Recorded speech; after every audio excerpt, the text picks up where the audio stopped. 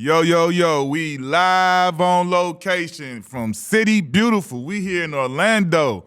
The blackest one with me, we got a repeat offender today, baby. We got a multiple-time All-Star. He ain't young no more. He an OG in the game now, 12 years in. This man got All-Stars and all that and everything, but more importantly, we got top 75 all time, man. We got Mr. Dame Time, Dame Lillard in the building. Dollar. Appreciate you pulling up. For sure. Man, first of all, we appreciate you, bro. We done remixed this again. You know, like our second remix, right?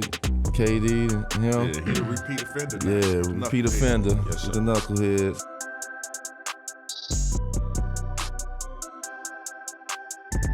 Presented by Sleeper. Last time we asked you who was the first person to bust your ass when you made it to the league. This time we gonna ask you who's the first person ass you bust when you made it to the league. The first person that work. You gave The that first work. one, I think I said it was Goran Dragic, right? Yeah, Yeah, that's the first person that gave you that work. The first person who I did, I say Steve Nash. It was the first. It was opening night. The first game of my career. I had 23. I had 23 and 11 in the opening night. We beat the Lakers when they had Nash, Kobe, Dwight, Powell. All of them was there. I remember that game. Okay. And I remember I came out that night and I had a big game off the rip. How was that? Cole was on the court? Yeah, he was hot too. Like he was out there. That was my first time. That was my first game. So shit, he was, he was out there snapping on everybody. Like he was really like a real general out there. Kobe didn't care who you was. You know what I mean? Who you thought you was, he snapping. He saying what he got to say. Like he was in charge. So it was like every time I did something, it was like he was the coach. You know what I'm saying? Like he was telling everybody what to do. Yeah. Take this away. Do that. Yeah, he was giving real direction. So Last time we had you here, this was before the bubble, before everything. Right before COVID. Yeah, right before COVID. Tell us, we didn't get a chance to talk to you about the bubble experience. Tell us the bubble experience, because in that bubble, you was like MVP of the bubble. Like you came in with a whole purpose. I loved your interview of what you said, because when you hear something that's authentic, you feel it, and that was real. I ain't come here to waste my time. Yeah. Like I came in here to kill everything and try to win something. But just the experience of the bubble, how you had to leave your family, how you had to mingle with the other teams. We heard stories about guys just at the pool, they team over here, they team over. that's how it was for real. It was like AAU. Yeah. No, it was. When I hear people talk about the bubble experience, it's like they made it seem like it was just crazy. You know what I mean? And for me, I thought it was cool. I think the downside of it was leaving our family and just being in one spot. You know what I mean? Not moving around how we usually do. I spent a lot of time once the season kind of stopped. It was like we never get that time if it ain't summertime. So I was at the crib. I had two of my partners at the house for like 3.5 months every day. Right. My mom, my sister was coming over, working out. Like I was really kicking it with my family every day, all day. Breakfast, lunch, dinner, workout, watch TV shows. So like for me, I was having a great time. We was getting time that we don't get. So having to leave, that was probably the hardest part. And then going to play. But during that time, I was training. Like I was going to my gym. I was by myself. So I was prepared. That's why I was like, if y'all want us to come do this, like I'm not coming and we don't have a chance to play for the playoffs. Like why would I do that? So, I mean, I prepared for it, so I wasn't going to leave what I was leaving behind and the kind of time I was having to just go out here and bullshit, you know what I mean? So once we got there, it was like, we going to put our best foot forward. Like, we going to make something of it. I ain't going to come out here and waste my time. How was it being in a setting where you had to, when we put our jerseys on, we in a big old arena, it's fans everywhere, it's crowds, it's so much space. Yeah. And now you putting on your superhero suit and you putting on your jersey, and it's a big old screen. There's only a few people here. It's like anybody who say something, the whole room can hear it. Yeah. Like, how was that? Because you've been playing in front of people for so long, Yeah. and now you playing real games like you at a rec center. It was weird for sure. Like, I remember the first day they was like, "We're gonna take y'all over to see like where we gonna be playing at," and I was like anxious to get over there. Once we got there, and I looked around, I was like, "This where we about to play at?" Like it was like the main court, and it was a curtain, and it was like a practice court behind it. I'm like, "This where we gonna play like NBA games?" Like, then it was like a screen, and it was like little boxes, and it was just people's heads in there just watching the game. So when I saw it, I was like, man, like I started shooting. The depth perception was a little bit weird. And I was like, I don't know about this. You know what I'm saying? This weird. Practice was like, they had courts in the ballrooms. Yeah, right. Yeah. Like the big ballrooms When in the we would go hotel. do It was like, walkthroughs that they had real court. yeah, it was like on this side, it was Orlando Magic practice court. And then over here, it was a Boston Celtics practice court. Like you had your actual practice court put together in ballrooms. So it was like different ballrooms, teams in there practicing. You walking through the hotel, you That's seeing teams crazy. walking out. It was weird. Like a random doctor's office was set up like in there. It was different, man. But I think, once we got down to it and we, threw the ball up in the air, it was like, shit is up now. So you gonna be worried about what it looked like in here and all that stuff, or you gonna just get to it. Like, I remember one game, I think Toronto was playing like Denver or something. And we was literally warming up on the basket on the court right behind the curtain to get ready for our game. Yeah. So we doing our pregame shooting.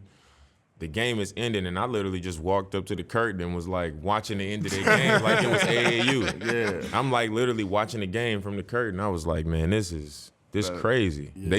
The buzzer go off, they walked right past us on the little auxiliary court.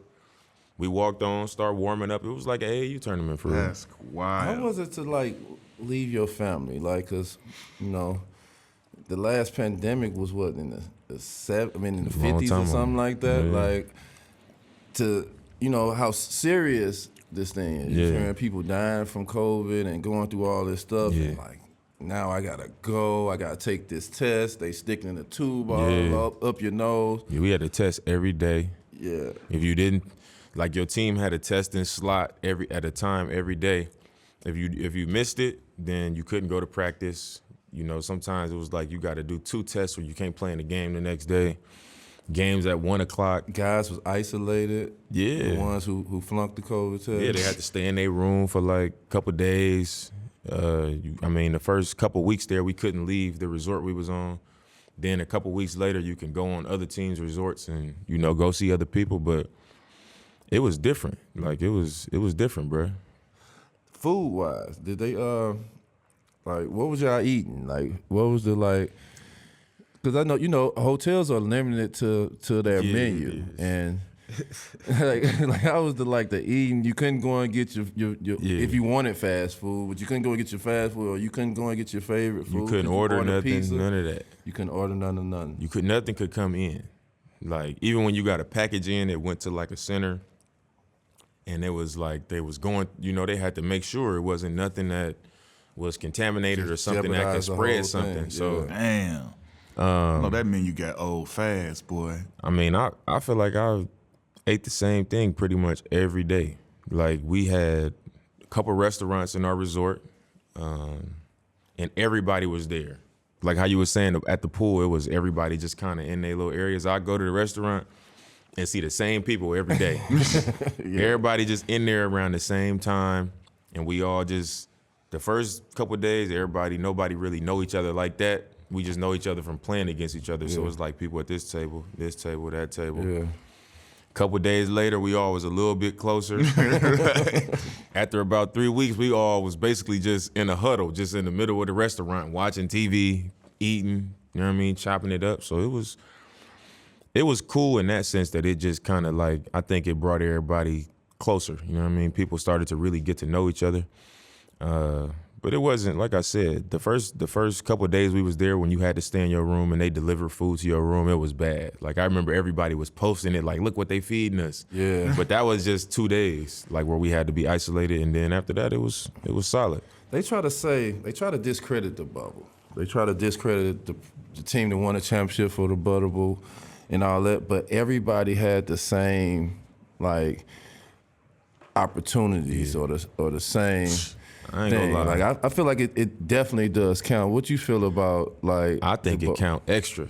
Yeah, Because as an NBA player, I think one thing people who haven't played in the NBA won't understand is like the traveling and changing time zones, getting on the plane, getting off a plane, moving around. You got your everyday life, you know what I'm saying? It can get heavy. yeah, In the bubble, ain't no travel.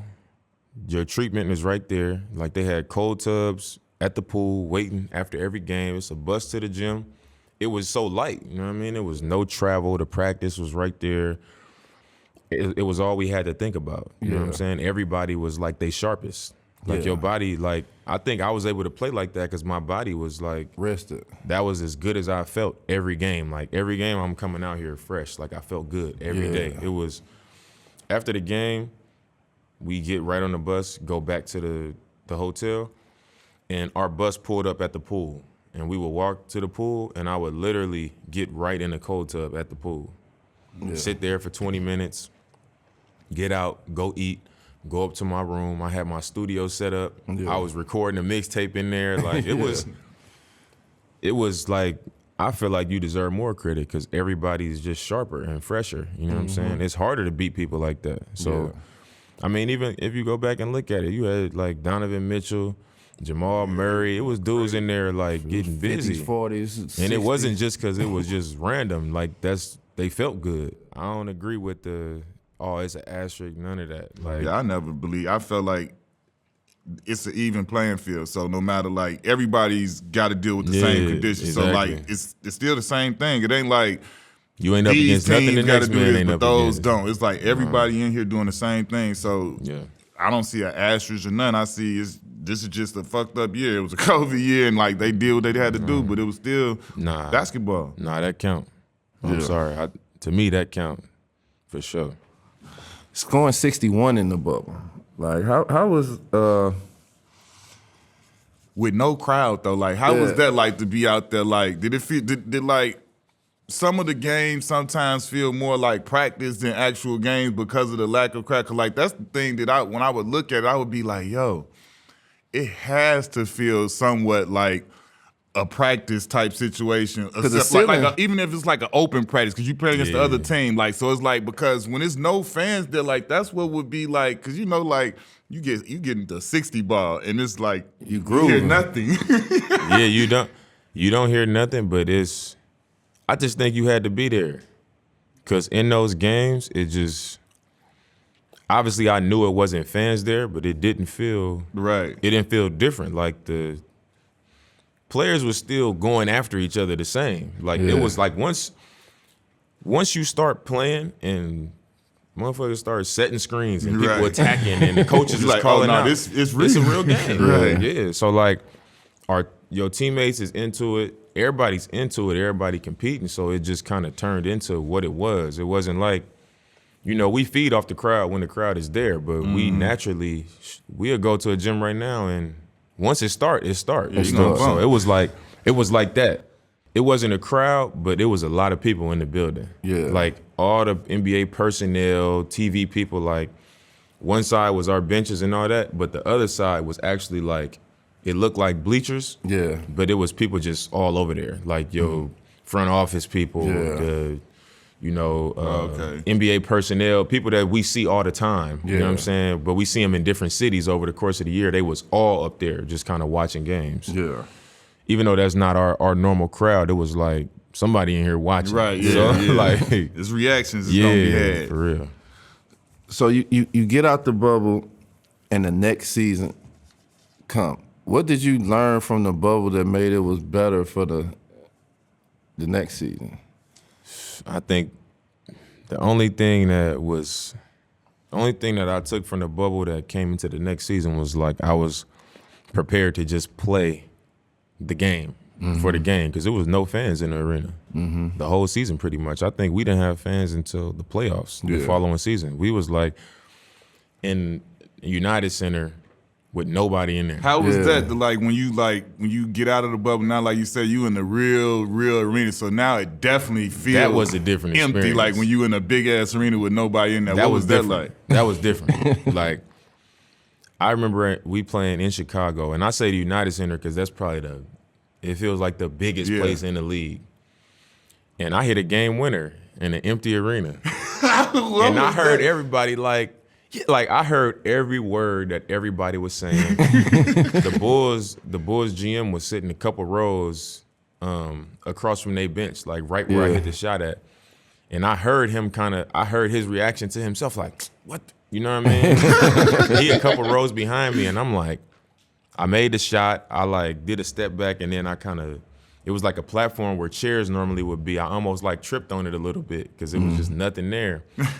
And I heard his reaction, and then all my teammates ran. It was just like a scrimmage. You know what I'm saying? So that was more weird than anything. But I think if I took anything away from the bubble, it was like, we're gonna come out here and play regardless. Yeah. And that was it. But other than that, nothing really. We had a chance to interview CJ after he got traded in New Orleans, and he talked so highly of you and y'all friendship, but one thing he did say about you is how real you kept it with him. Yeah. Before he got traded, before the transition, that made it more easy for him to move on or go to whatever it is. Just speak about that moment when it actually came down to like, man, I'm about to lose my guy. Yeah.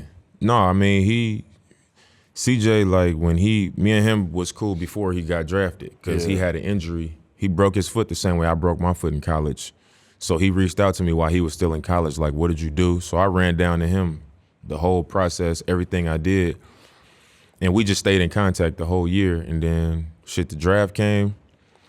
He wasn't picked yet. We had a pick. I knew he was going to get picked high. And I'm like, I text him.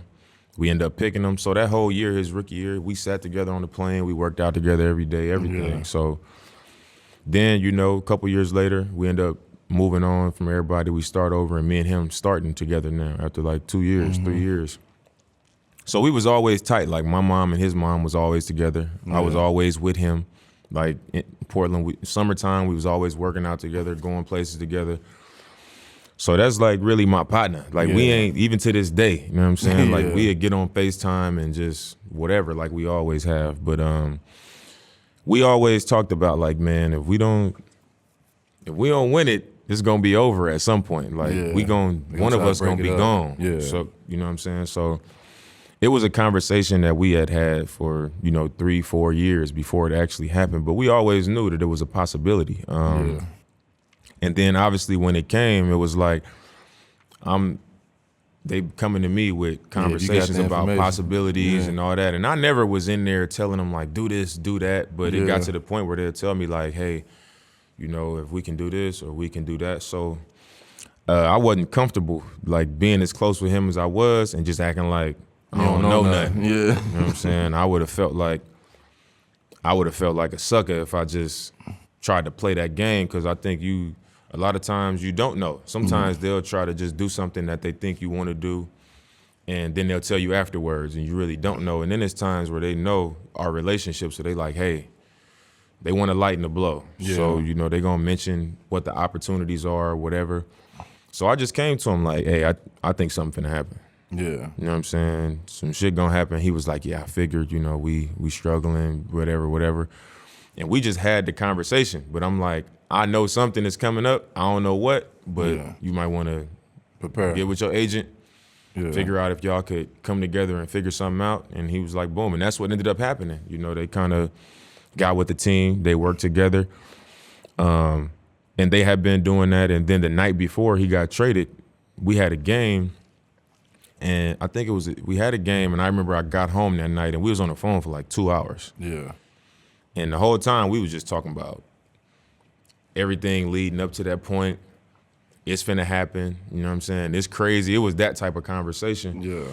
But I think that it made it easier for both of us, because it was like, shit, I think it's finna go down. And then once he got traded, it wasn't even like, oh my God, he got traded, because we had, like I said, talked about it for years being a possibility, and then he knew about it for a while that it was a possibility leading up to that point. And then the night before, we was on the phone talking about it. Like, Yeah. we on the phone, literally. I remember I'm in my closet, like, packing up some stuff, and we talking. So, I mean, it made it more smooth, you know what I'm saying? But after losing somebody you so close to as a teammate, and he's gone now, do it take a piece of you, like, or in the air or in the gym, it just ain't the same, or not hearing that voice or seeing him pull up? I think initially, I took it pretty cool because I wasn't playing. Yeah. Like, at that point, I had already pulled out of the season. I had surgery, so I wasn't physically on the court. I was on the team still, but I wasn't having to play without him. Yeah. So he went to New Orleans. He came back, played against the team. He got a standing ovation, everything, and I realized it, but I hadn't had to play without him yet. Yeah. And then once I started getting ready for the next year, we come into training camp or whatever that was, and I was like, damn, like, my guy ain't here. my running mate, he done been here. Like, we had this conversation every year in camp, like, hey, if I snap on you, just take it. Like, it ain't personal. You already know it's coming from a good place. If you snap on me, take it. We had this conversation every year. So when the time came, I was just like, damn, like, C really gone. Yeah. So it did, I was obviously able to come out and do what I needed to do, but it did take a little bit off of the mission, you know what I'm saying, that I was on. Like, it was always, we gonna do this. This what we gotta do, So it took a little bit off of that mission for me, for what I wanted to do there. To have a guy like, cause CJ, interviewing him, I rarely hear him talk, or I rarely get a chance to really hear him or try to feel who he is. He had me a whole new light of CJ after we interviewed him. The mentality that he had. To have a guy that's have the same equal mentality as you and don't bullshit, ain't scared to say what's on his mind. What's real. He really crazy for real. Like, to lose that and now you got to find somebody else on the team to have that same type of pedigree as you. Yeah.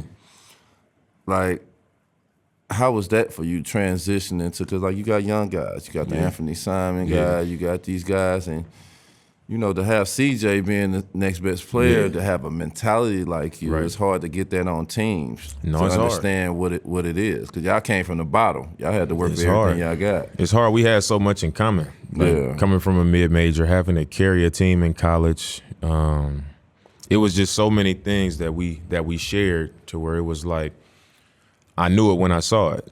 And I remember his first training camp, his rookie year, LA was multi-time All-Star. This dude on the max contract. He was like nice like that, one of the best players in the league.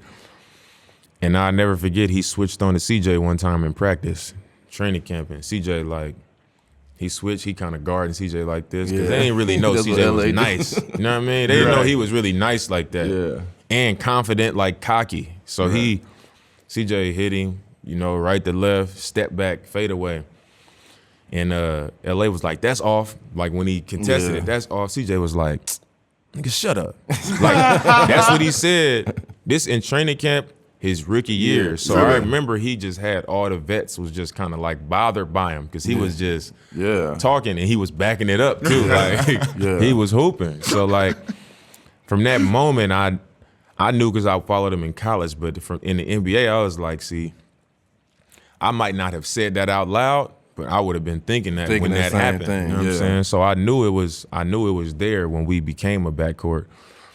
But when he left, I also was like, I got a lot of confidence in Ant. Obviously he gonna need time to become that because he came in the league as an 18-year-old. Yeah. He didn't have college experience. He hadn't been on the court that much, but like, from the day Ant walked in, I was already on his line. You know what I'm saying?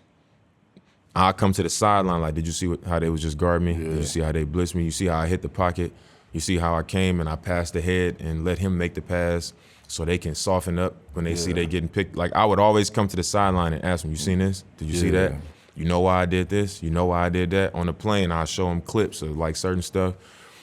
I started training with him. Like, we started working out together. He started training with my trainer. So he was almost like being like groomed the whole time. So it was just a matter of him getting experience. And last year was his first full year getting it, and I thought he hooped. You know what I'm saying? But you need that time. You need that time to get on the court, do it, play against that pressure, play in like meaningful games, really feel yourself. You know what I'm saying? And I thought the year before he got more minutes than earlier in his career, and then last year he was ready. You know, Ant, I think he averaged like 22 last year. So Ant, he was ready, but it's nothing like doing it and just coming into it knowing like this what I do. You know, he had to do it, and last year was his first year starting and getting to it. But me and CJ had reps. You know what I mean? We had year after year after year after year. Western Conference Finals, like knew sweeps. We done got swept together. I saw how he bounced back from it. We done had success together. I saw how he came back from it. Like, we done been out together, and I done seen him like not go out. You know what I'm saying? Like, he ain't just finna go out like no sucker, like on no level. So it was like we had enough experiences together where like my belief and my comfort with him was like that high. Yeah. And you know, obviously that's tough to replace. But have you talked to him since his long injury? I talked to him the day it came out. How he doing? He doing straight.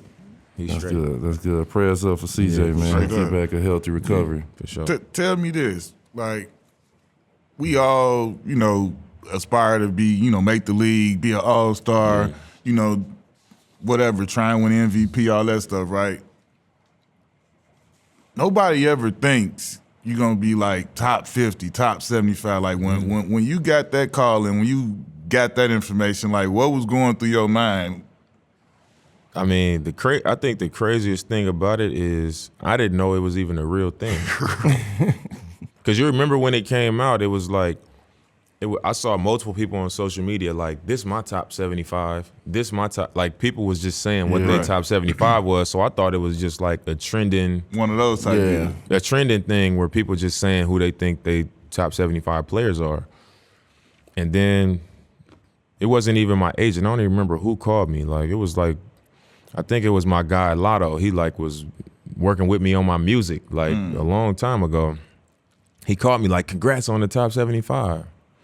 I was like, what you talking about? He was like, you made the top 75. And then right after I got off with him, my agent called me and was telling me about it. And I was like, I literally didn't know this was like an actual thing, like an actual accomplishment. Do you remember the top 50? You remember when they had the top 50? I remember when they did it and they all had the jackets. Yeah, and they all took the picture together. I remember that, but I didn't know that this was, I assumed they'd do it every 50 years. You know what I'm saying? Right. But then when they did this, people start blowing me up. Like, you made top 75. So I'm like, man, let me see who on here. Like, so once I look, I'm like, I start feeling bad because I'm looking at the people who I grew up looking up to that didn't make it. So I'm like, dang, you know what I'm saying? But I think that make it even more of a special accomplishment. I was even more happy for you, for your journey and how you came up making the top 75 because, you know, you in the Western Conference. Like, you probably would have had more all-star games, more different. I remember when it was just them guys was winning, but your numbers was there, and you posed to make the all-star game, but it was so many other more guards. I mean, I always won. That's why I always felt slighted. Like, I didn't make the playoffs my rookie year, and the rest of the next 8 years, I never missed. I never missed the playoffs. You one-man gang in their ass. I mean, I never missed for the next 8 years. So it was like they were saying, oh, these people winning and all that. So that's why I always felt slighted because I'm like, y'all say you got to win. Like, I'm producing every year. I'm getting trapped. I'm getting double teamed. I'm facing everything. I'm still 27 and up.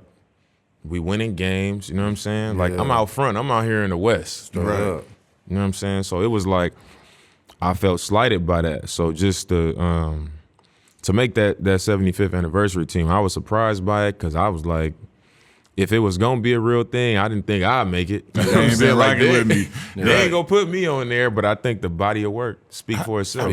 How was it when you was actually there? Like, for the ceremony, you see all that greatness and then Mike show up, Magic. That was just like that moment. Like how did you feel standing in that moment? Because I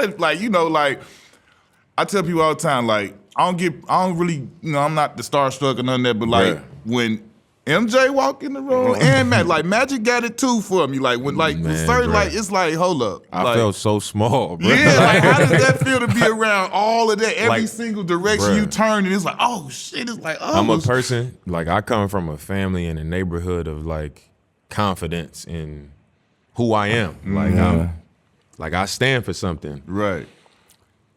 And when I was there, like in my entire life, I never looked around and felt so not small, like I'm nothing, but just like Magic and Isaiah and all these people. Yeah. It was like a bunch of dudes in there where I'm like, it was like I wasn't looking at myself as with them. I was just like, I'm in the room and all these dudes is in here. Like it was crazy. So like we all posing for like, I come to All-Star, every year. And we take these pictures, and usually, like, when I was younger, it'll be Bron and Kobe and Dirk and Tim Duncan and Dwight, and they would be the ones talking, kind of. They taking pictures, and they the ones talking, kind of leading the room. But this time, it was like Magic and Kareem and all these dudes. Like, they the ones in there doing the chatter while we taking the pictures, and I'm just kind of looking around, and it's J Kidd and Stock. I mean, I'm looking around like I'm really in here with these dudes. Greatest point guards. Yeah. So like, we walk out of the room where we take the big picture, and when we walk out, it's like all these cameras like this. You know what I mean? There's so many stars and all these legends in here, and when we get in the hallway, you see MJ walking towards us. He wasn't even in there for the big picture. He just got there. He just got there. So he's walking, and there's more cameras on just him by himself than it is on all of us. And it was like, that's when you really saw the difference of like, man, this dude the GOAT. Yeah. Like when he was walking, everybody was just staring at him. Yeah. Like even all the people that was like the top 75 looking at him. The other 74 was looking at him like he was walking up, he walked up. It was like he just took over the I know the whole situation. They introduced y'all names. They was calling y'all names and calling y'all out, and everybody got their ovations and all that. But when Mike walked out, it seemed like that was different. It seemed like the volume just went up for some reason on my TV. How loud? How was when he walked out? Was that your first time meeting him? Because before you said you hadn't met Mike before. I still ain't never met him. You just looked at him. Look, I was sitting there. I was standing next to Clyde. And I just was staring at him like, because all the lights was on him, and it was just like, man, that's Jordan. Like, he's glowing. I'm looking at him like his arms ain't his hands. Like, I'm just looking at him like, damn. I ain't say nothing to him. Then they lined us up, and we all walked out. The whole time I ain't say nothing. I just was looking like, I'm just looking like, damn. I was looking around at everybody, but like when he came out, it was like unreal. Yeah. That was how loud it was, how everybody, like, if you looked around the arena, it was nothing but stars there. Yeah. Right. Like we would all recognize these people as stars, and how they even was looking at them was like, they felt small too. You know what I mean? Like everybody was just like, it's Jordan. I felt like that watching it on TV because, and then we knew like, because they was like, he was there. He was just at the Daytona race or the NASCAR he came race. From there he to the flew straight from there and made it. So when he showed up, it was like, that's what I was trying to tell people. I was like, man, if you all of the debating and this, that, and third, like, just watch how it is when he show up. Like, these are the biggest stars, the biggest stars of the stars. And when he showed up, they were impressed. When the he people showed that up, everybody's impressed by were that impressed by him. And that's where you see you the just difference. had to see it, bro. I was in the back hallway. The only person who was there who I felt like was just, and I'm not saying they was all like in awe of him, but you just couldn't help but that's Jordan. You know what I mean? The only person who just was kind of like, didn't have a jacket on, didn't have his 75 jacket on, didn't really care was Dennis Rodman. Yeah. Oh, yeah. He was just like, he in his own world.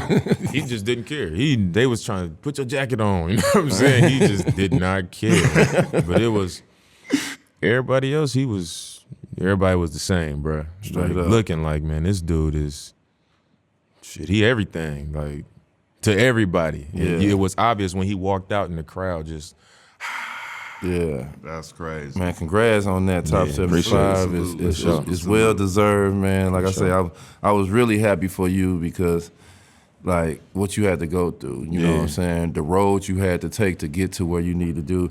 That's like some of the icing on the cake when you get an opportunity. It lets you know that your peers and the people that watch you really appreciate what you bring to the table, man. See, that's exactly what it did for me, because I still go about my stuff the same way, but that was like the ultimate nod for me to be like, okay, like people who really know and people who really see it for what it is, they see what I'm doing. You know? Because we know, the casual fan, they just being a casual fan, but the real ones know. Yeah, for sure. The real ones know. Hey, how was it getting to have Chauncey as a coach, as a former player dude, the super solid dude, Mr. Big Shot? How was it seeing him as a head coach? It was honestly for me, it was a great experience because me and him had a relationship prior, but getting to play for him, it was like how he supported me, how we was able to communicate with each other, and how he pushed me. Like he had challenged me. Like I remember our first preseason game. We was playing against Sacramento. It might have been our second preseason game. We was in Sac, and they beat us. They kind of blitzed us. They was excited. It was like that was when I was like, okay, Sac, they gonna be good, because they ain't used to be like this. But they kind of blitzed us. They was playing fast. They was guarding. They was transition, getting out, running. They kind of ran us. And after the game, he was like, man, I feel like you was kind of pressing a little bit. Like you was trying too hard to do this, and you was trying this, and you should have, like, he kind of just got on me. And it was one-on-one, too. Like, he kind of called me down into this little office at the hotel, and he just got on me. And I kind of, like, bucked back a little bit, like, bro, I ain't pressing nothing, you know what I'm saying? He was like, nah, I respect that you saying that, but this how I feel. This what I see, bro. Like, and from that moment, it was like, I was like, I ain't gonna say my dad, but that's the kind of conversation my dad would have had with me or would have addressed me that way. So I knew he was solid before, but after that I was like, he really is a solid individual because he pressed me instantly. Like we ain't even been together long at all. Where a lot of situations, first time coaches and new coaches somewhere where a player been a long time, they gonna try to tread lightly and try to like side with the player. You know what I mean? But I knew he had my best interest. So from that point on, I embraced the coach-player relationship and our relationship aside from that even more. And he was always trying to put me in position to be successful. You know what I mean? I always felt like he was on my team, and I think that was why I had the best season of my career last year. How was that to get the chatter all year about staying and leaving, and you playing some of the best basketball you can play? Like, you know what I'm saying? 32 like a game. You averaging 32 a game. It's looking easy. You making all these right decisions, but still you want to win. It's rebuilding. You don't know. We never know what the office is thinking. We never know what's in the making. We never know what players are actually available that they talking to. How was it to have the chatter after every game? They want to ask you, do you want to stay or do you want to leave? And you just playing so good, you just want to focus on basketball. How was that year for you? Honestly, I had a solid year. I think off the court, I had a lot of stuff going on personally. So I just kind of threw myself even more into when I could play basketball, I played ball. You know what I mean? And as far as the like staying and going and all that stuff, I ain't really pay a lot of attention to it because when I was in Portland, like my heart was fully in Portland. Like I literally, you couldn't tell me I didn't have a chance to win at some point. Like that's really what I believed. And like you said, you never know what front office, you never know what they thinking or, what they really thinking, as opposed to what they might tell you or how they feel or what they think. But I really believed we was all on the same mission. And, once it came time where you get to that point in your career where you like, man, I sink with the ship if we all going all in and that's all we care about is trying to win. But, you also like, I don't want to play the fool and and not give myself a chance. Opportunity, yeah. Like if I don't win, I can deal with that. If I'm doing everything I can to give myself a chance, but if I'm not, then I can't go out like that. Yeah. And my time in Portland was great, bro. Like I loved it. The organization, the people I worked with every day.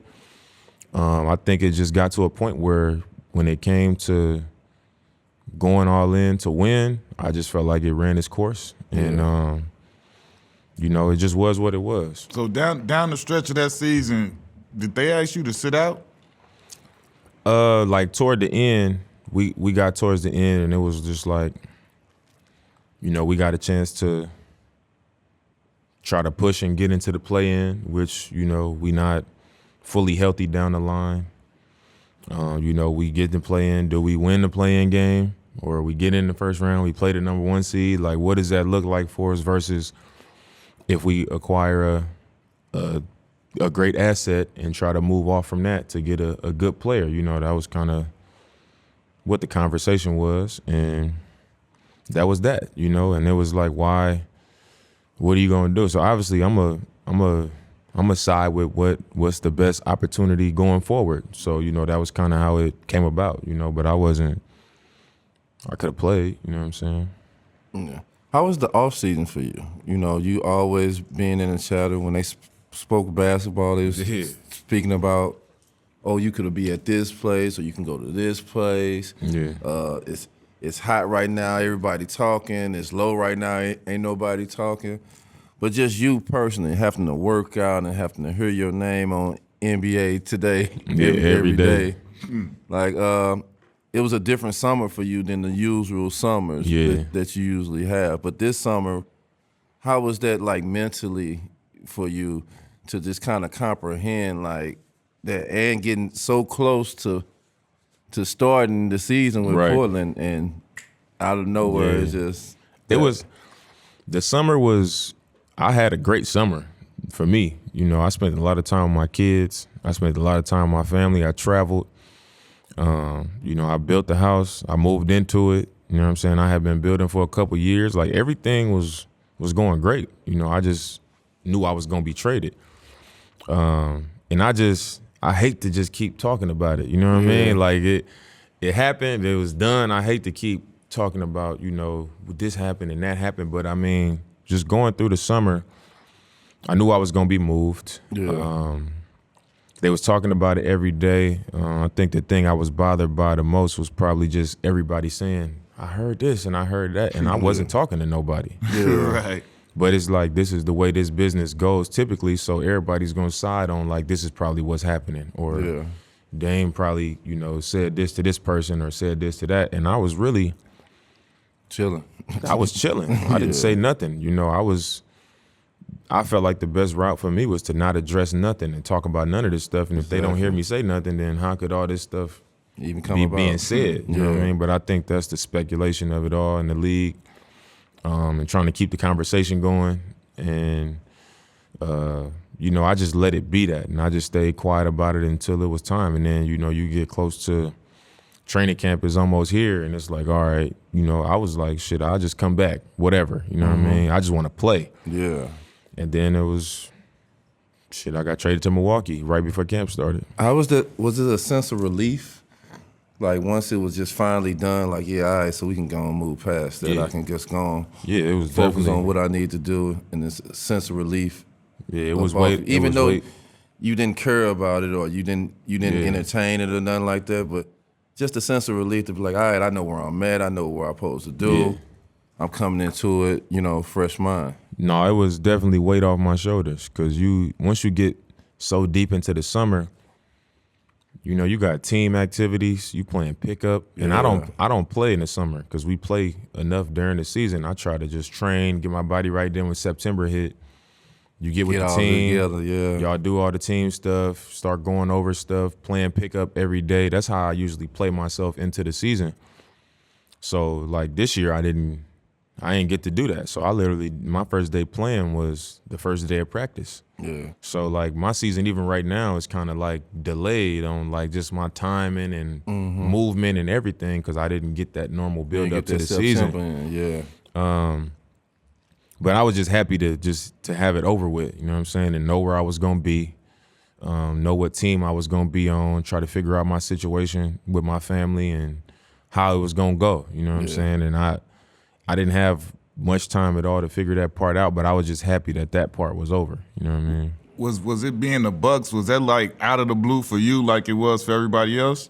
No, my agent had mentioned it to me prior to that as an option. He was like, you know, what you think about this? You know, if things don't work out, you know, how you feel about this? I think it's probably the best basketball situation for you.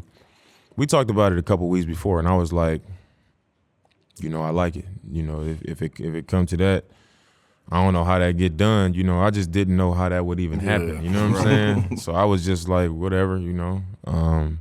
We didn't talk about it too much, and then it ended up happening. So I was like, you know, let's do it. I always love like moments with your kids that they get the opportunity to see a moment in their parents' life or experience a moment. So for you to have your sons, your kids there when you get to Milwaukee and you walk and you see all the That Deer District was fans, turned up, boy. It was, man. see all the fans come and you know them are priceless and memorable moments that your kids get to see you in. How was that for you to just walk in and see the fans and see, you know, have your kids with you and your family with you walking on through? It was special. You know, I never been traded before, so I thought you get traded, you come in, do your physical, and I'm sure it's typically not like that for everybody. Yeah. But they told me it was gonna be a rally, but I didn't know it was a rally for me. Only the greats get that. Only the greats get that. Man. I thought it was like today they gonna have a rally going on for the team, whatever. I didn't know it was all around. Right, everybody coming out to see it. Yeah. So when I got there, it was just it was crazy to walk into that and be embraced like that. And then to have my kids there, you know, my kids young, so they was just kind of looking around like, what's going on? But it was, it's an experience that I wouldn't want to have without them. You know what I'm saying? Because a lot of my purpose and a lot of what I put into what I do at this stage is, you know, my kids is a part of that. You know what I'm saying? And how I take pride in how I represent myself because of how I feel about my family and how I feel about my dad. So I want them to experience as much of this as possible while they can see it and understand a little bit what's going on, so they can have that same sense of pride about, you know, what went into them having the kind of life that they have. Let me ask, when you got there, they showed you instantly went to the practice facility and started shooting. How did them rims feel? Because it seemed like when they showed them, you went straight to the practice. I'm like, damn, he ain't missing either. Yeah, it was. No, it was. I did the same thing when I was in college. When I went on my visits, the first thing I wanted to do is just shoot. Like, I want to see how I feel here. Yeah. Right. So like, after we did everything, I went to the practice facility, got some shots up, but it was cool. I was like, man, I'm like, this is home now. Yeah. Like, this is where I'm gonna be here every day. It was just weird adjusting like that. You know what I'm saying? When I'm used to one thing. In Portland, in the practice facility, they got the hanging baskets. And I come to Milwaukee, they got the stanchion still, the baskets right there. It was just different. So I was like, man, I'm just trying to make myself at home. What was the first conversation with Giannis like? When I got there? After the trade is completed and you get to the team and like when y'all get to talk to each other, what was that like? Man, when I got there, I got out the car, I walked through the rally that they had, I went into the arena, they had a little presentation. And right after that, I went to the practice facility to start like the whole medical process. Yeah.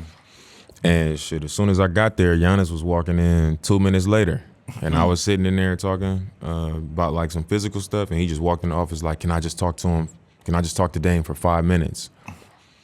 And they was like, yeah, sure. You know, and they walked out and we sat there for like an hour just talking about like, this is what we need to do. You know, this is what I'm about.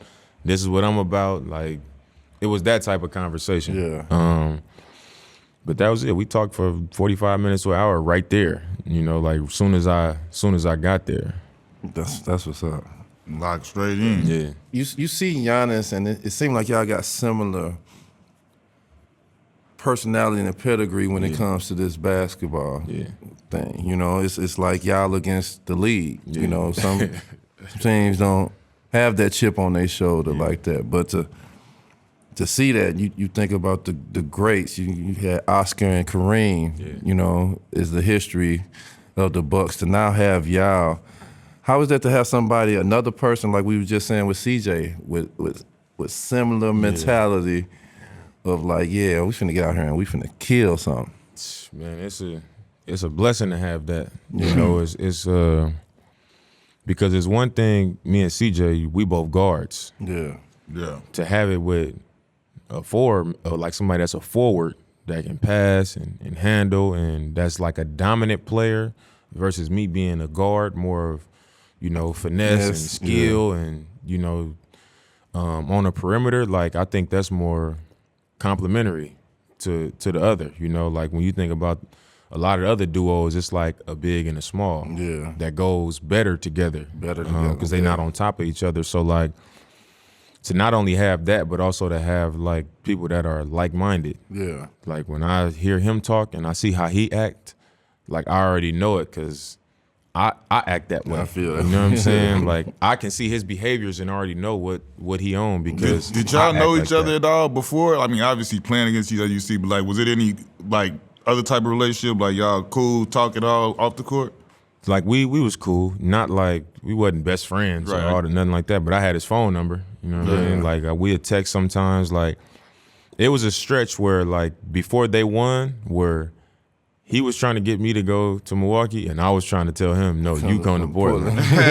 And then Pat Connaughton, who's on our team now, was my rook in Portland. Mm-hmm. And he was in Portland for like 2 or 3 years, I think 3 years, and then he ended up signing with Milwaukee. So when he was here, he was like the middleman. So we was in the group chat, all three of us, like, Pat, tell him to come here. He like, Pat, no, tell Dame he need to come to Milwaukee. So like it was like ongoing like that. And then I see him at All-Star games and, you know, shit like that. But that was really it. I'm not, when you say we similar, it's like he wasn't about to overextend himself to tell me to do something, and I wasn't about to overextend myself to tell him. Like, that was that. So, I mean, it just kind of, it happened this way. Yeah, that pick and roll y'all got, it's still developing. If you blitz it, it's definitely still developing, but it's going to be a scary thing soon to come. Let me ask you this. How did the process of you being a feature on Rick Ross and Meek Mill first single, like, 'cause the verse is fire. You did your thing on the verse. Straight up. You definitely posed to be there, but, you know, I didn't watch your rap career and to now have the, what you want to say, so-called professionals, the guys that really, this is what they do. Yeah. Coming to you to get the feature and want to put it on their single. Yeah. Tell us about the process of that happening and how people been reacting to your verse. I mean, the reaction been crazy. You know, I think anytime when you get that type of stage and that type of platform to like really showcase what you can do in anything, even in hoop, football, whatever, like, but in music, I knew it was gonna be a platform for me to like gain some fans and get people to see like he really rap for real. Like I'm not gonna get on here and stand out like I couldn't hang on this record. You know, so like that was my first thought process when he reached out to me. But I ran into Ross. I've known him for a while, but I ran into him in Miami like a little bit over a year ago at my brother's bachelor party. Like his little situation. We was out in Miami. I ran into him. We was chopping it up. I was like, man, I gotta get you on my project. He was like, say less, let's do it. You know, so we start working on the joint. He actually is on my album. So I got a verse from him on my album. And basically we just did a verse for a verse. Like we just swapped it out like that. So he came back with the Shaq and Kobe joint. And he sent it to me like, man, like this the one that I want you to, this the one I want you on. So like they sent it, I did it, and shit. Now you we heard that beat, because that's a hard beat. It's like, hard beat. This real production right here. You know what I'm saying? So like when I heard it, I was in the studio. I was like, usually when I'm doing my stuff, I just kind of like, I just come off with it, you know, and just be writing whatever I want to write. But with that one, I was like, I'm gonna take my time. Like it's a different opportunity. I'm gonna come correct. Yeah. You know what I'm saying? So like that was cool. That's what's up. That's what's up. What's your thoughts on the in-season tournament, bro? Like, this is a whole new big deal. The NBA is pumping it. I mean, it's a chance to get a new title in the middle of the season. Like, my thoughts on it, we all grew up, you included, we all played holiday tournaments in high school. You played conference tournaments in college before the, big dance and all of that. So it's not that foreign. They just never did it really in the NBA. So what's your thoughts on it? I mean, honestly, I still been trying to figure out exactly how it works. But I like the opportunity that it presents. You going to Vegas mid-season it provides some excitement to the NBA season and give you something else to play for. I think the highlight of it for me is I'm always looking at the type of opportunity it might present for the guys in the league that, aren't max players or not, able to make the kind of money that we make. And so just knowing, like, man, you got two-way players now that if you go win this tournament and you take this tournament serious, these dudes get $500,000. That's crazy. Like, they get a share of that. So, like, that's kind of my thought process with it. But it's like, it gives you something to play for. And it gives some new excitement. It's kind of like the play-in. I'm sure the ratings on the play-in because it's like high stakes. I like the play-in. I like it. It's high stakes. You could be in there as a 7 seed and end up not in the playoffs. People want to see like a Cinderella. It's like the NCAA tournament. Exactly. Yeah. So I think it's one of those things. It's gonna provide some excitement. They got a little wrinkle in there. You going to Vegas and it's an opportunity to, let guys make a little bit of extra money. So add another credential to your resume. Yeah, and it's an accomplishment. It's on the list now. Yeah, you know what I'm saying? Like, now. it ain't like it's not it ain't the Larry O'Brien, but it's a title. It's an accomplishment now. Yeah, I feel like from now on they're gonna be like, when you see your resume, they're gonna be like play-in MVP or play-in in-season tournament. Mid-season tournament or mid-season MVP. I mean, they have to because it's a thing now. Yeah. So it's Let me ask you this: how do you like them changing the courts up and having the teams wear the city jerseys and all that stuff for the play-ins? I mean, I like it because you can feel that it's a situation. You see the difference of it don't feel like just another night in the NBA. Like, I felt that when we played our first game. I just think the designs of the courts got to be better. Like, I ain't like it. You weren't feeling all that. I think ours was cool, but some of the ones I seen on TV, I'm like, man, some of these courts is crazy. The blue joint, the Boise State joint. One of them was like red. Blue. It was like red. I was like, red. like, how you even see the out of bounds line on some of these courts? Like, hey, tell me this. You OG now in the league. You know what I'm saying? That's you crazy. You can be called an OG. I know it's my 12th season. That's what I'm saying. When you 10 years in, holler back then, you 10 plus, you an OG. You got 12 years, man. What some of these young boys you like? Did it get you excited watching them out there? Because there's some young talent coming through now. Like, who's some of the young boys you like looking at? Man, you know who I really like that's not a star, but like, he came. I had my elite camp. We do like a pro camp too with like young pros that's trying to like turn in the corner. Trey Mann in Oklahoma City. Oh no, he got a bag. Trey Mann. I don't know if it's gonna be in Oklahoma City, but wherever it's at, Trey Mann is nice. Yeah, I think he stay getting out there putting on like when he get an opportunity somewhere. When he get busy, cause they deep over there. I think he gonna have to move. When he get an opportunity somewhere, I'm telling you, like Trey Mann dunk that thing on you. If Trey Mann is he got nice. a bag, bro. Yeah, he kind of reminds me like how he do stuff and how like what he's capable of. It reminds me of how Ant is.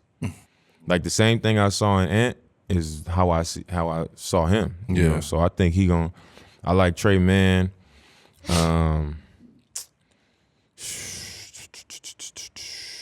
All the young players, man. I like Keegan Murray, Sacramento. Sacramento, nice. Like he got a ratchet. Yeah, he got game too. Yeah, he be hooping. He can do something. I heard the coach trying to get him to shoot more. He should. Yeah, he don't miss. Straight up, it look good. He nice. I mean, obviously, Chet, Wemby, like them dudes is for real. Like you can see it already. Yeah. Thomas Shea, twins. Like Shea, he crazy. cold. Crazy. It's a lot of young talent, man. like the league is full of talent. It's full of talent, man. Let me ask you this. I seen Giannis then gave his whole team some of them Giannis's. So where, know you a Adidas guy, where is them Nikes in your house at? I ain't gonna lie, man. They still in my locker right now. I I ain't took them home yet, but Hey, man, I just got them. I'm gonna get them signed, man. I'm gonna hang them up, but I ain't. You know what I'm saying? I'm 3 stripes. Straight up. Ain't nothing wrong with it. I don't straight cross up. over. So. Hey man, everybody talking about them Olympics next year. You and who gonna go and who interested? You got any interest in playing it and participating in it? Yeah, I got some interest in it. I mean, but you know how that stuff is. You don't know who. Yeah, I know. You don't know how that's gonna go, if you're gonna get chose or not. I mean, I got a gold medal already, so I ain't sweating it too much. Yeah. If they call, you know, it's definitely something I consider. But especially being away from my kids right now and being in a long season, the Olympics is time consuming. You got practices, you traveling, you doing all that stuff. Then you go to the Olympics, like that'll just be more time away, you know. And I could bring them with me, but you know what I'm saying. I just ain't sure if that's how I want to spend my summer right now, at least. You know what I mean? So we'll see. But it's definitely something that right now I'm open to. See how this year go. Yeah, see how it go, man. If it go how we want it to go. Might have to just go ahead and enjoy my summer. Yeah. Who is the dream feature? Who is the feature that you dream of that you want the opportunity to get that? Man, I gotta get a J. Cole feature. J. You know what I'm Cole, saying? I've been on Cole. Cold world. I've been on Cole since 08, 09. Yeah. You know what I'm saying? I was telling my college roommates about J. Cole. So Yeah. like, and this before this, the warm up, this is you know what I'm saying? Before Friday Night Lights, before all that, like before when he was barely featured on the Blueprint. Yeah. When he got on The Star Is Born. So like, I gotta get the Cole feature and I gotta get a Drake joint too. Yeah, Cole is killing every verse he's touching right now. Yeah, I know. I gotta get Cole. I gotta get Drake, man, and I gotta get Kendrick at some point too. That's what's just up, for the man. West Coast, man. I feel like where I am, like listening to Kendrick, I feel like I'm in that type of space that he in. You know what I'm saying, personally. So I gotta get those. Yeah, y'all hear that, man? Yeah, we gotta get them on the boards now. Yeah, for sure. How like, you know, athletes in general, you know what I'm saying, they struggle to get the kind of like respect when they try and do music, whether it's rapping or whatever. Yeah. How like I feel like you get that respect, you know what I'm saying? Clearly you getting features and the rap artists are asking you to be on their album. So how did that feel for you to, you know what I'm saying, to get that respect and not be looked at it like, man, he corny, he just, you know what I'm saying, doing it because he got money, or he, like, you really like get down and you get busy and like you really get that respect. How that feel? No, it's a good feeling because I think a lot of times in music, when you're an athlete, they don't respect it because shit, sometimes the facts is it do be corny. Right. Like a lot of stuff just be corny and it be weak sometimes. Not everybody, obviously, but it be weak. Like I've heard a lot of weak stuff, but I think what it comes down to is like the same way we play AAU and go to college and do all this stuff, and we put a lot into us having what we have as NBA players, so you gotta respect it. So like, as artists, they like, you gotta put in what we put in for us to respect it. So I think it's also respected because I approached it like any other artist. I ain't say, I'm Dame Lillard, I'm dropping something. Like I started off 4 Bar Friday on Instagram. I did that for a couple years. I started dropping freestyles every Monday. This is like 2015. I'm dropping freestyles every week. SoundCloud. Then I went to SoundCloud. Then I put an album out. Then I put another album out. Like I just put my 5th album out. You know what I'm saying? I'm doing shows. I'm doing all this stuff. I'm in studios with people. So like all these producers, I kind of took the steps the same way I took the steps as an athlete. Like I got mixtapes, bro, from 08. Like after like college, when I get out of school, I'm going home doing mixtapes, like putting them out. Like in high school, when we came out and did layup lines, we came out to our own music. Yeah. Like we warmed up to our own music. So it's like, this ain't, I put time into it and I think they can hear it. You know what I'm saying? They can tell because the same way I'm a student of the game in hoop, I'm a student of the game in hip hop. You know, definitely I respect feel the that. game. You know what I mean? How does it feel to have like us as basketball players, a lot of these like GMs or coaches or whatever, they won't accept the other thing that you do, like you doing music, but now like you're known to be like, nah. Not only are you a hooper and you're all-star top 75, but like you really are a rapper too. That's part of your makeup. And they accept it and they not like frowning on it. Yeah. Like I think it's, man, I respect that stance, you know, from them. Like, we giving these dudes more money than we ever giving players now. Like, we need y'all to keep this first. And I think it's never gotten in the way of me performing, you know, as a basketball player. So I think I've always kept the first thing first. Like, I don't not train. I don't not show up. I don't skip no steps when it comes to hoop. Like, I'm always there. You know, I come correct. You know, when I come to work every day, in games, in the practice facility, how I deal with people, like I do it how you would want somebody to do it that you're paying $200 million from a performance standpoint and a character standpoint. So, like, as long as I'm doing that, you know, then what I'm doing with my music is not a distraction. And I also didn't just come in the league and just start dropping shit. Yeah. Like, I didn't put no music out until I was a two-time All-Star already. Yeah. Like, I was all NBA already. I was 24, but I had already came in and established myself and you showed, made that, you know what I'm saying? yeah. And I didn't stop after that, even when I started putting music out, so. What is something you and Giannis, or you feel that you have to do to get that ultimate goal of a championship? What is something just early season that you seeing that, like, yeah, this is something that I got to do, or me and Giannis got to do to kind of just get towards that goal of winning it all? I think we both, like, he's always had to put his foot down in Milwaukee and kind of lead the charge and be kind of like the man to push it forward. And I've always been that way in Portland. And I think now that we together, we both got to look over and say, like, this is a top 75 player too. Yeah. And I gotta trust him to carry this with me. You know, I think we both gotta do that. And we both gotta be able to do, like how I was saying, with me and CJ, we'd look at each other and be like, I ain't gonna take nothing you say to me personal. Right. And don't take nothing I say to you personal. Just know that I'm your biggest cheerleader, bruh. And I'm a champion you at all times. Like, I'm gonna be behind you. Like, and when he said that to me, I believed him. So it was times where he'd be like, Deep, what the fuck you doing? Blah, blah, blah. I didn't care if it was in front of fans. I didn't care if it was in front of the team, nothing.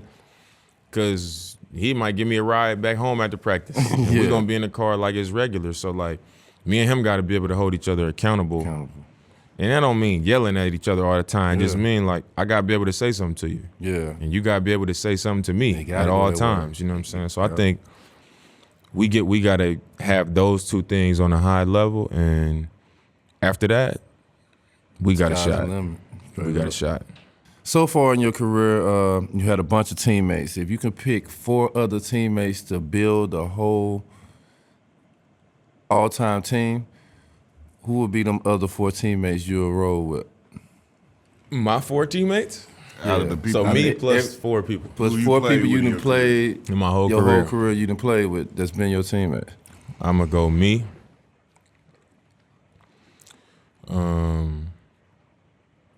Me, Melo, Giannis, CJ, and LaMarcus Aldridge. Damn. That's one right there. See, it's gonna be a nice fight. We gonna have Me, CJ, Melo, Giannis, LA. All we in gotta prime. put that in the bracket. That's gonna be something. That'd be crazy. That's a 5. Yeah. How was it to remake Space Jam and do it with LeBron, with the players that he chose to do it, and your character in it? And How was it real for your character. kids too? How was it for you? I know they was tripping. My son was tripping. Like, when we filmed it, he was too young to even know, but by the time it came out, it was ready. and I sat there and watched it with him, he was like, wait, like, he was like, "That's you?" Like in the movie, I was like, "That's me." Like I did that. Like I'm an actor too. Yeah. But it was just funny because we was talking about the music thing too. Like I had a chance to be in the movie, and I'm also on the soundtrack too. Like they put me on the soundtrack. That's dope. They did a whole, like my character had a whole spin on Dame time. Like I had a real moment in the movie. So like it was cool. And it was just cool to kick it with everybody. You know what I'm saying? Like Diana Taurasi, the Gumakes, Clay, like everybody was there. It was cool. Brian. It was cool. Like we had a moment at like a little all-star game scene where they didn't really give us a script. It was just like, it was like, all right, let's do this. And I was like, y'all gonna laugh, but I'm gonna have my moment. Like in this scene, like I'm saying something, and everybody was kind of being quiet. I was like, man, I'm finna get me some camera time. So we grew up watching. I'm gonna get in. Space Jam with Michael Jordan to be able to push the legacy of that further. Like your kids gonna watch that all the time for years and years and years. Sure. I mean, I'm a person that I always think it's hard to match like the original of anything because it just. You can look back at some original things and be like, man, that was kind of trash. But the impact of it when it was new, it just can't be surpassed. So like, I was, I thought about that a little bit, but for me, it was just like, I'm in the new Space Jam movie. Yeah. Like this gonna be everywhere. You gotta do it. Bron, like you gotta do it. It's a great opportunity. I love it for myself. I love it for everybody in it. And my kids like they gonna be glued to the screen when they watch this, and even when they figure out that this is me, it's gonna be even better. So it was a great opportunity. It's not the original, but they did a great job. Yeah, they did. Movie. Like I didn't watch that movie more than one time. Yeah, my kids still watch and that movie. it's today's. The era done changed. It's more technology. Yeah, it's different. Like I love that movie, man. So you did a great job, man. I'm glad you're on that. Appreciate it. Well, man, we appreciate you pulling up, man. He a two-time offender now, man. You know what I'm saying? Back to back, you know what I'm saying? Dame time back with the Knuckleheads, man. Y'all check it out. Yes, sir.